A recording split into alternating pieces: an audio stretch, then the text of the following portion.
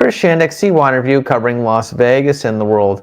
If you haven't already, please hit the like button below and please hit the subscribe button below to keep up with everything we have going on here at C1 Review in Las Vegas and beyond. We greatly appreciate. Today, we go back to the world of professional wrestling as we remember the great professional wrestler Sabu. He died at the age of 60 on Sunday. Now, what's amazing about this whole scenario and situation is that he just had his retirement match here in Las Vegas a couple of weeks ago at Game Changer Wrestling, right here in the entertainment capital of the world. So pretty amazing that he went out and retired right before he went out in life in general. So, but I have to tell you one thing. If you were not watching ECW, Extreme Championship Wrestling, in the late 90s and early 2000s, you were not a pro wrestling fan, in my opinion.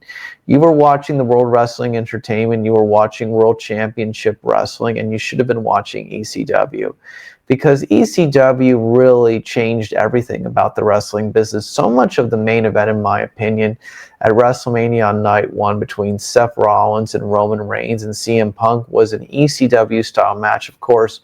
Past C1 Review guest, ECW's creative genius Paul Heyman was at ringside for that match. But that match and that three-way, to me, truthfully, more than anything else, represented some of the old school ECW feelings there, nostalgia, in regards of how that match went down. So Sabu was such a big part of ECW, obviously the former ECW champion, and his matches, of course, with the likes of Taz and Shane Douglas and Terry Funk and Mick Foley, among others, are always going to be remembered. And there's a couple of things I want to say about Sabu. Number one, he could have wrestled anybody at any point in time. This guy could take on all comers. He could have had easily programs with the likes of Steve Austin in WWE or Sting in World Championship Wrestling. I mean, he is just capable. He was a great performer and did so many great things for the industry. And you remember his matches, and he gave his body to the business. He sacrificed his body for the fans' entertainment, and there's just no denying that.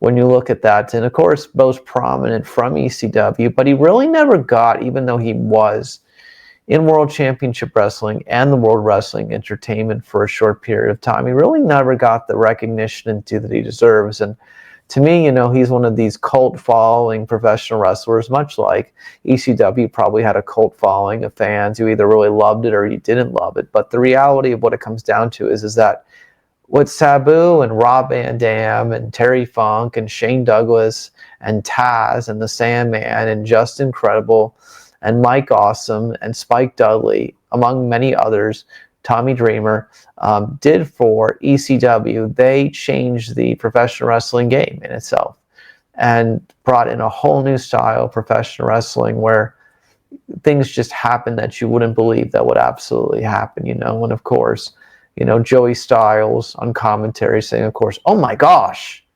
and something would happen at the, old famous ECW arena, in the Northeast, or even when they were down south at the War Memorial. The reality of what it comes down to is that, ECW truly changed the wrestling business, and Sabu was such a big part of that. And again, he could have wrestled anybody, anywhere, at any place, at any time. And for many years on the independent wrestling scene, Sabu was a main event draw. If you were somebody who loved pro wrestling and you knew that Sabu was coming to town, and he was going to be at the main event of an independent wrestling card, you were going to be there because you wanted to see the unbelievable moves and the unbelievable things that he was going to do. You were ready to be amazed. Maybe he would put some guy on the table and maybe he would jump through it. There just was never telling what he could do, but he was just one of these great, mysterious, talented professional wrestling stars who wrestled for every major promotion. And again, he could have, in my opinion, been in a main event program at the WWE or WCW or some other major promotion, not ECW. He was that good. And of course, obviously went across overseas and had a very successful run of international shows.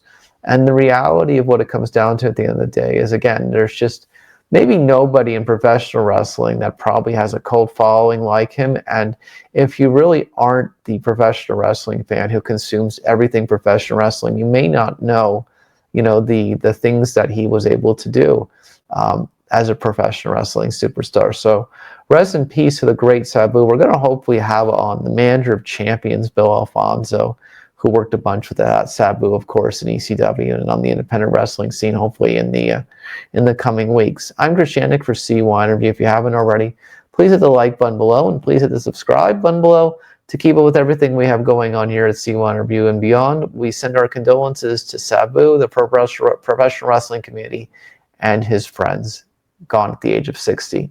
I'll see you in the next one.